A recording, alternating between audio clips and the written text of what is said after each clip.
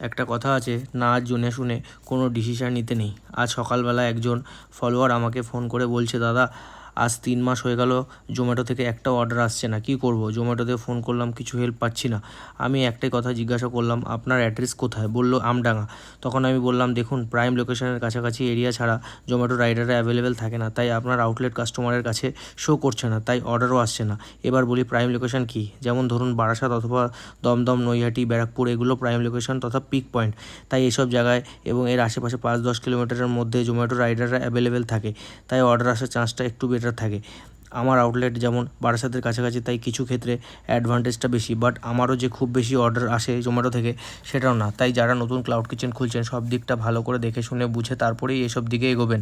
তা না হলে এত টাকা ইনভেস্ট করে আপনাদের লস হওয়ার চান্সটা বেশি থাকবে। এটা ডিমোটিভেট করার জন্য বলছি না। আপনারা আমাকে ফলো করেছেন যাতে আমার থেকে ভালো কিছু পরামর্শ পান, তাই সেইভাবে নিজের অভিজ্ঞতা থেকে কথাগুলো শেয়ার করছি। ধন্যবাদ।